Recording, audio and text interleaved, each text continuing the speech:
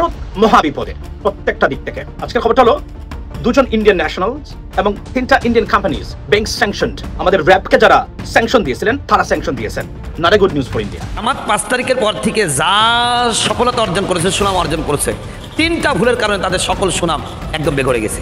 1 number, ভারতীয় সাম্রাজ্যবাদের খেলা, এই খেলা আওয়ামী লীগের খেলা, এই খেলা আওয়ামী লীগে বাংলাদেশের পলিটিক্যাল পারপাস সবসময় সার্ভ করে আসা জামাত ইসলামের খেলা। আমাদের রাষ্ট্রপতি জনাব শাহাবুদ্দিন আহমেদের কর্মকাণ্ড নিয়ে একটা অনুসন্ধানী প্রতিবেদন বেরিয়েছে, যেটা লিখেছেন জুলকারনাইন সাহেব। স্বৈরাচার শেখ হাসিনার নিয়োগ দেওয়া একজন একেবারে অনুগত অযোগ্য, মানে বাংলাদেশের ইতিহাসে সবচেয়ে অযোগ্য রাষ্ট্রপতি মোহাম্মদ শাহাবুদ্দিন চুপ্পু, তিনি পদত্যাগ করেছেন। রাষ্ট্রপতির আসনটা খালি হচ্ছে এবং সেখানে নতুন একজন রাষ্ট্রপতি আসা খুব স্বাভাবিক এবং ইঙ্গিত হচ্ছে যেন ওয়াহাব মিয়া সেই দায়িত্ব পেতে পারেন। একদিকে আমরা অনেকে কথা বলছি। বিদ্যুতের বকেয়া $80 কোটি দ্রুত পরিশোধের আহ্বান জানিয়ে ডক্টর মোহাম্মদ ইউনূসকে চিঠি দিয়েছে ভারতের আদানি গ্রুপ।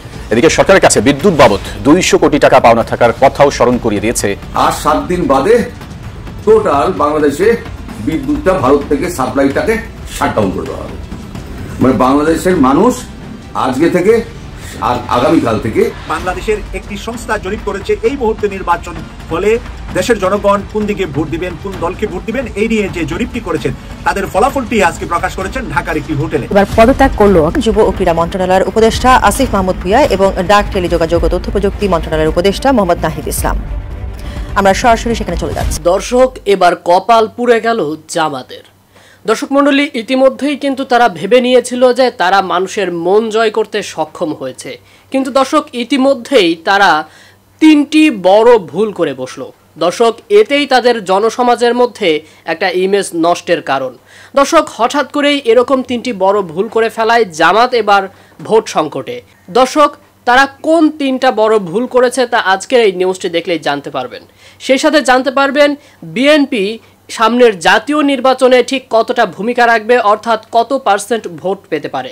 দর্শক, এরই সাথে আরও একটা গুরুত্বপূর্ণ ভিডিও দেখতে চলেছেন, সেটা হলো এবার রাষ্ট্রপতি চুপ্পুকে সরিয়ে তার জায়গায় আরেকজন আসতে চলেছে। দর্শক মণ্ডলী, এবার তার জায়গায় আরেকজন যে আসতে চলেছে তিনি কতটা ভালো বা তিনি রাষ্ট্রপতির মতোই কিনা। দর্শক মণ্ডলী, সেই ভিডিওটিও একটু পরে দেখতে চলেছেন। সেই সাথে দেখবেন ভিডিও শুরুতেই যে অংশবিশেষগুলো দেখানো হয়েছে তার বিস্তারিত আলোচনা। তো দর্শক, আমি আর বেশি কথা বলবো না, চলুন দেখে আসবো আজকে সেই কাঙ্ক্ষিত ভিডিওগুলো। তার আগে বলবো, যারা এখনও চ্যানেলটি সাবস্ক্রাইব করেননি অবশ্যই চ্যানেলটি সাবস্ক্রাইব করে পাশে থাকা বেল আইকনটি ক্লিক করে দিন। আর যারা ইতিমধ্যেই চ্যানেলটি সাবস্ক্রাইব করে রেখেছেন তাদেরকে অসংখ্য ধন্যবাদ। তো চলুন দর্শক, ভিডিওটিতে একটি লাইক দিয়ে আমরা ধারাবাহিকভাবে সবগুলো ভিডিও দেখে আসি। জামাত 5 তারিখের পর থেকে যা সফলতা অর্জন করেছে, সুনাম অর্জন করেছে, 3টা ভুলের কারণে তাদের সকল সুনাম একদম বেগড়ে গেছে। 1 নাম্বার, তারা ভারতকে এমন কথা বলবে না যে ভারতের মনে কষ্ট পায়। আমি জামাতের ভাইদেরকে বলি, ভাই, ভারতকে আপনাদের নতুন স্বামী নাকি যে স্বামীর মনে কষ্ট দিলে আপনারা জান্নাত পাবেন না? 2 নাম্বার, আমান আজমিকে অস্বীকার করলেন যে আমান আজমি জামাতের কেউ না। আরে ভাই, এত বড় মিথ্যা কথা কেন বলতেছেন? আরে আমান আজমি আপনার জামাতের কোনো দায়িত্বশীল কর্মী না হতে পারে, তিনি তো জামাতের পরিবারের একজন অন্যতম সদস্য। আজকে জামাত যে প্রতিষ্ঠিত হয়েছে বাংলাদেশে, কে প্রতিষ্ঠিত করেছেন? এই আমান আজমির বাবা অধ্যাপক গোলাম আজমের হাত ধরে তো জামাত এই পর্যন্ত এসেছে। আর আজকে যে আমান আজমি 8 বছর আয়না ঘরে থাকলো, কিসের কারণে থেকেছে? শুধুমাত্র অধ্যাপক গোলাম আজমের ছেলে হওয়ার কারণে। তিনি তো সেনাপ্রধান হওয়ার কথা ছিল, কিন্তু কেন হলো না? কারণ তিনি অধ্যাপক গোলাম আজমের ছেলে। শুধু এরপরে তার 3 নম্বর ভুলটা কি করলো? 3 নম্বর ভুল যেটা করলো সেটা হলো যে তিনি সাধারণ ক্ষমা করলো জামাতের আমির।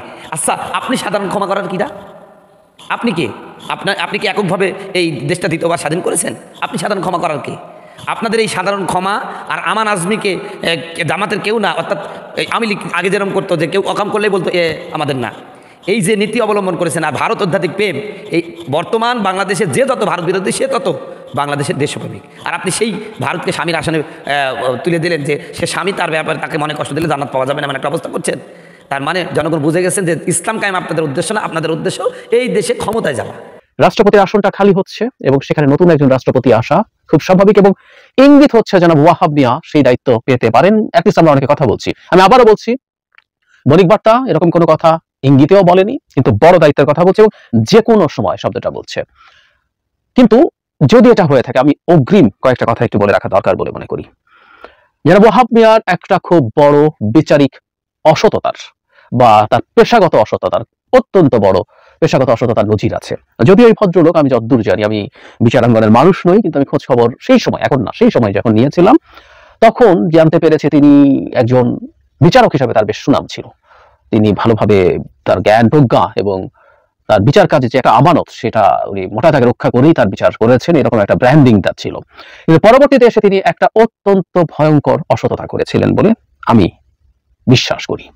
সে কারণেই বাংলাদেশের রাষ্ট্রপতি হওয়ার ক্ষেত্রে তার নাম আসা উচিত হবে কিনা এবং রাষ্ট্রপতি হওয়ার সিদ্ধান্ত আমাদের নিতে দেওয়া উচিত হবে কিনা, এই আলাপগুলো আসতেই পারে। আমরা অনেকে জানি জনাব এস.কে সিনহা যখন দেশ ছেড়ে পালাতে বাধ্য হলেন বা তাকে পালাতে বাধ্য করা হলো, তখন ওয়াহাব মিয়া ভারপ্রাপ্ত প্রধান বিচারপতি হয়েছে এবং ওনার খায়েশ ছিল উনি প্রধান বিচারপতি হবেন, কিন্তু হননি। কিন্তু এই যে প্রধান বিচারপতি হওয়ার খায়েশ, তার জন্য তিনি কি করেছিলেন যা অত্যন্ত ন্যাক্কারজনক আমি মনে করি। সুতরাং ওনার এন্টায়ার লাইফে উনি যা যা করেছেন, তার যে সুনাম ছিল সব একেবারে শেষ হয়ে গেছে বলে আমি বিশ্বাস করি। এবং এরকম একজন মানুষ আমাদের রাষ্ট্রপতির পদে যাওয়া নিয়ে আমার সিরিয়াস আপত্তি আছে। তার পদত্যাগের পর ওই সময়ে রিপোর্ট এসেছিল, আমরা এটা তো জেনে রাখি, সেটা হলো তত্ত্বাবধায়ক সরকারের ব্যবস্থা যেটা আপিল বিভাগে বাতিল হয়েছিল, সেখানে সংখ্যাগরিষ্ঠের রায় এসেছিল, কিন্তু তাতে তিনি রাখার পক্ষে, মানে তত্ত্বাবধায়ক সরকার রাখার পক্ষে মত দিয়েছিলেন। ওনার সাথে আরো দুজন দিয়েছিলেন, 4-3 এভাবে স্প্লিট হয়েছিল।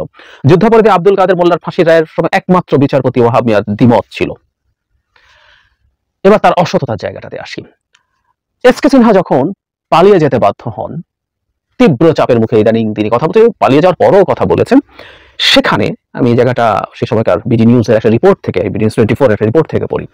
বিচারপতি সিনহা ছুটিতে যাওয়ার পর সুপ্রিম কোর্টের বিরল এক বিবৃতি আসে, যাতে বিচারপতি ওয়াহাব মিয়ার নেতৃত্বে আপিল বিভাগের বিচারপতিদের উদ্ধৃত করে বলা হয়, বিচারপতি সিনহার বিরুদ্ধে দুর্নীতির অভিযোগ আসায় তার সঙ্গে কাজ করতে চান না তারা। আমরা খেয়াল করি, সিনহাকে যে চলে যেতে হলো, ওই সময় যদি আপিল বিভাগ স্ট্রং থাকতো, এস.কে সিনহাকে হয়তো ভাবে চলে যেতে হতো না। কারণ সিনহা তার সাক্ষাৎকারে এবং তার তিনি একটা বই লিখেছেন, তাতেও স্পষ্টভাবেই বলেছেন এটা তার উপরে তীব্র চাপ ছিল যে অন্য বিচারকরা তার অধীনে কাজ করতে চান না এবং তার সাথেও কাজ করতে চান না। সুতরাং ওই সময় যেন ওয়াহাব মিয়া নেতৃত্ব দিয়েছেন, সেটা কেউ কেউ বলতে পারেন সরকারের চাপে, না আমি তা মনে করি না। ওনার খোয়াব ছিল, উনি পরবর্তীতে সেটা প্রমাণ দিয়েছেন, আসল জায়গাটা আসবে যিনি আমাদের কত বড় ক্ষতি করেছেন। তো উনি এটা করেছেন, তখন যে সামষ্টিক ফাইট হতে পারতো, যার এত ইন্টিগ্রিটির কথা আমরা বলি, মানে সারপ্রাইজিংলি যারা এস.কে সিনহা শেষ পর্যন্ত সরকারের সাথে সংঘাতে জড়িয়ে পড়েন এবং একটা ইস্যুতে যেটা আবার জনগণের জন্য খুবই কল্যাণকর, কিন্তু তার আবার এস.কে সিনহার কথা বলছি, তার আবার বিচারক হিসাবে খুব সুনাম ছিল না, তিনি বেশ দুর্নীতিগ্রস্ত ছিলেন বা অনিয়মের অভিযোগ তার বিরুদ্ধে আছে, আমি সত্য মিথ্যা জানি না, অভিযোগ আছে। সেই মুহূর্তে তিনি বরং একটা ন্যায়সঙ্গত ফাইট করছিলেন জনগণের পক্ষে, জনগণের হয়ে, কিন্তু জনাব ওয়াহাব মিয়া সেটাকে নষ্ট করেছেন অন্য বিচারকদেরকে তার কবজায় নিয়ে। এটা একটা মারাত্মক অসততা বলে আমি মনে করি। তার প্রধান অসততাটা বলি, উনি ভারপ্রাপ্ত প্রধান বিচারপতি হিসাবে দায়িত্ব নেন এবং উনি মনে করেছিলেন যে তিনি প্রধান বিচারপতি হবেন। না, তিনি প্রধান বিচারপতি হননি। জনাব মাহমুদ হোসাইন, এতে তার জ্যেষ্ঠতা লঙ্ঘন করা হয়েছিল, যদিও বাংলাদেশের ইতিহাসে জ্যেষ্ঠতা লঙ্ঘনের প্রচুর ইতিহাস আছে, জ্যেষ্ঠতা লঙ্ঘন করা যায়, কিন্তু ভারতে অন্তত মোটা দাগে আমি গত রিসেন্ট বেশ কিছু নিয়োগের ক্ষেত্রে দেখছি জ্যেষ্ঠতা লঙ্ঘন না করার একটা রীতি আছে। ভারতেও করা যাবে না তা না, রীতি আছে, আমাদের রীতি বহু আগে ভাঙা হয়েছিল। সুতরাং মাহমুদ হোসেনকে যখন প্রধান বিচারপতি হিসাবে নিয়োগ করা হয়, তখন ঠিক সে সময় মুহূর্তের মধ্যে যেন ওয়াহাব মিয়া পদত্যাগপত্র পাঠিয়ে দেন। তিনি প্রধান বিচারপতি হতে চেয়েছিলেন, হতে পারেননি, এবং এই লোভে তাকে দিয়ে সরকার একটা ভয়ঙ্কর কাজ করিয়েছে এবং উনি এটা একটা মারাত্মক অসততা করেছেন জনগণের সাথে। আমরা একটু ব্যাকগ্রাউন্ডটা জেনে নিই। ওয়াহাব মিয়া দায়িত্ব নিয়ে প্রথম যে কাজটা করেছেন সেটা হচ্ছে সরকার যে ফল্টি যে শৃঙ্খলা বিধি দিয়েছে সেটাই গ্রহণ করে ফেলেছিলেন। উনি ভেবেছিলেন এটা করলে সরকার তাকে প্রধান বিচারপতি বানাবে। আমি যতদূর মনে করতে পারি 9-10 মাস সম্ভবত ওনার চাকরি ছিল, মানে যদি উনি প্রধান বিচারপতি হতেন তাহলে আরো 9-10 মাস দেশের প্রধান বিচারপতি হিসেবে দায়িত্ব পালন করতে পারতেন, কিন্তু সেটা পারেননি। ওনার লজ্জা হয়েছে, ক্ষোভ হয়েছে, উনি রিজাইন করেছিলেন। তার মানে যেটা কথা বলতে যাচ্ছিলাম, শুধুমাত্র প্রধান বিচারপতি হওয়ার লোভে জনাব ওয়াহাব মিয়া বিচার বিভাগ পৃথকীকরণ নিয়ে আমাদের অত্যন্ত গুরুত্বপূর্ণ একটা বিষয়, সরকারের অন্যায়, সরকারের ভুল, সরকারের স্বার্থ দেখেছিলেন। এটাকে আমি গুরুতর অসদাচরণ মনে করি। সাথে আবারও যোগ করতে চাই, জনাব এস.কে সিনহাকে যখন চলে যেতে বাধ্য করা হচ্ছে, তখনও তার অবস্থান, তিনি তার সাথে বসবেন না, তার সাথে কাজ করবেন না, এটা মানুষের বিরুদ্ধে অভিযোগ উঠেছে, শুধু এই কারণেই বসবেন না, কাজ করবেন না, এরকম কথা বলা সেটাও গুরুতর অসদাচরণ। এমন একজন মানুষ বাংলাদেশের প্রেসিডেন্ট হওয়া কি উচিত? আপনারা কি মনে করুন? আমি আপনাদের মন্তব্যও চাইছি। বাংলাদেশের একটি সংস্থা জরিপ করেছে এই মুহূর্তে নির্বাচন হলে দেশের জনগণ কোন দিকে ভোট দিবেন, কোন দলকে ভোট দিবেন, এই নিয়ে যে জরিপটি করেছেন তাদের ফলাফলটি আজকে প্রকাশ করেছেন ঢাকার একটি হোটেলে। আমি সেই ফলাফলটি বাংলাদেশের জাতীয় ম্যাক্সিমাম পত্রিকায় এসেছে এবং আমি প্রথম আলো থেকে আপনাদেরকে ফলাফলটি তুলে ধরছি। এখন নির্বাচন হলে 34% মানুষ নিশ্চিত নন কাকে ভোট দিবেন। 34% মানুষ বলতে পারছে না কোন দলকে তারা ভোট দিবেন, আর 11% বলেছেন তারা ছাত্র সমর্থিত নতুন কোন দলকে ভোট দিবেন। এই উত্তর পাওয়া গেছে মাঠ পর্যায়ের জরিপ থেকে। মাঠ পর্যায়ের জরিপে 1-to-1 জরিপ করে তারা যে জরিপের ফলাফলটা পেয়েছেন, 34% বলতে পারছেন না আমরা কোন দলকে ভোট দেব, আর 11% বলেছেন আমরা ছাত্র জনতায় গড়ে ওঠা কোন রাজনৈতিক দলকে ভোট দিতে চাই। এই উত্তর পাওয়া গেছে মাঠ পর্যায়ের জরিপ থেকে। আরেকটি জরিপ তারা করেছে, অন্যদিকে অনলাইন জরিপে অংশ নেওয়া 35% ছাত্র সমর্থিত নতুন কোন রাজনৈতিক দলকে ভোট দিতে চান, ছাত্রদেরকে সমর্থন করেছেন এরকম নতুন দলকে ভোট দিতে চান। অনলাইনের জরিপে 35%, তবে 11% এখনো নিশ্চিত নন কাকে ভোট দেবেন। উন্নয়ন গবেষণা ও প্রকল্প ব্যবস্থাপনা সংস্থা ইনোভেশন কনসাল্টিং বাংলাদেশ পরিচালিত জরিপে এসব তথ্য উঠে এসেছে। তাদের বাংলাদেশ স্পেস নামক একটি মাইক্রো পোলিং প্ল্যাটফর্মে 29 অগাস্ট থেকে 8 সেপ্টেম্বর পর্যন্ত মাঠ পর্যায়ে ও অনলাইনে এই জরিপ পরিচালনা করেন। গত 29 থেকে 8 সেপ্টেম্বর পর্যন্ত প্রায় 10 দিন 11 দিন ব্যাপী তারা এই জরিপটা পরিচালনা করেন এবং এর ফলাফলটা আজকে তারা প্রকাশ করেছেন। দেশের 50টি জেলার মাঠ পর্যায়ে 5115 জনের নমুনা এবং অনলাইনে 64 জেলার 3581 জনের তথ্য বিশ্লেষণ করা হয়েছে। আজ মঙ্গলবার রাজধানীর একটি হোটেলে এই জরিপের ফলাফল প্রকাশ হয়।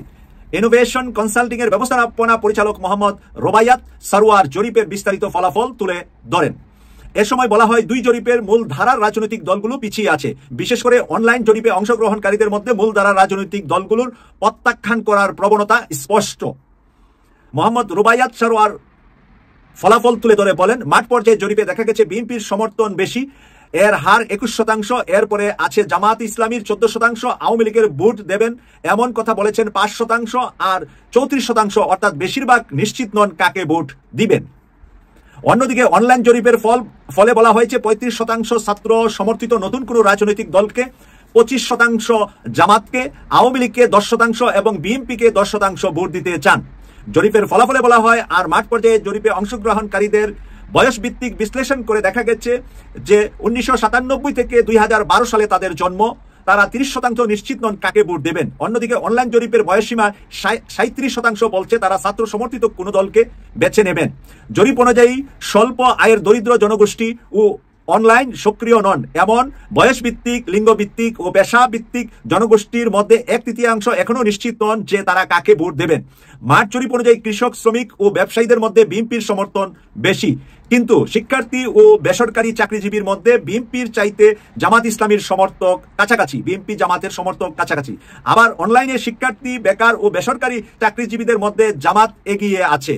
জরিপের ফলাফল প্রকাশ অনুষ্ঠানে আরো উপস্থিত ছিলেন ঢাকা বিশ্ববিদ্যালয়ের অর্থনীতি বিভাগের শিক্ষক রুশাদ ফরিদি, বিজি জসের প্রধান নির্বাহী ফাহিম মাশরুক প্রমুখ। এখানে অনেক সম্মানিত ব্যক্তিবর্গের ভিতরে তারা অনলাইনের ফলাফলটি আজকে প্রকাশ করেছে, আর অনলাইনের ফলাফলটি প্রত্যেক পত্রিকাতে একইভাবে প্রকাশ করেছে যেভাবে তারা উপস্থাপন করেছে মিডিয়ার সামনে। তাই আমি প্রথম আলো থেকে আপনাদেরকে পড়ে শোনালাম আজকের এই চিত্র, যে আগামী নির্বাচনে জামাত এবং বিএনপির ফলাফল আমরা যদি দেখি তাহলে কাছাকাছি। আবার 34-35% মানুষ আছে তারা এখনো সিদ্ধান্ত নেয় নাই কাকে ভোট দিবেন। তাছাড়া এর মাঝে একটা তরুণ প্রজন্মকে, ছাত্রদের দ্বারা গঠিত বা ছাত্র সমাজকে যারা সমর্থন দিয়েছিলেন এই আন্দোলনে, তাদেরকে ভোট দেওয়ার জন্য তৈরি আছেন একটি তরুণ সমাজের গ্রুপ। তাই আগামী নির্বাচনটি আমাদের জল্পনা কল্পনার বাইরে গিয়ে নতুন কিছু হয়তো বা আমাদেরকে দেখতে হতে পারে। সেই জন্য প্রস্তুত থাকতে হবে। সকল মানুষকে, গণতন্ত্রকে শ্রদ্ধা করে, গণতন্ত্রকে সম্মান দেখিয়ে যারা মেজরিটি আসন পাবে তারাই সরকার গঠন করে। দর্শক, আমি আশা করছি আজকে নিউজটা আপনি খুবই মনোযোগ দিয়ে দেখেছেন। সেই সাথে দর্শক, এই ভিডিওগুলো সম্পর্কিত যদি কোনো তথ্য বা মতামত থাকে তাহলে তো অবশ্যই কমেন্ট করে জানিয়ে দিন। এতক্ষণ সাথে থাকার জন্য ধন্যবাদ। নিউজটি শেষ করছে এখানেই, ফিরছে আগামী ভিডিওতে নতুন কোনো টপিক নিয়ে। আল্লাহ হাফেজ।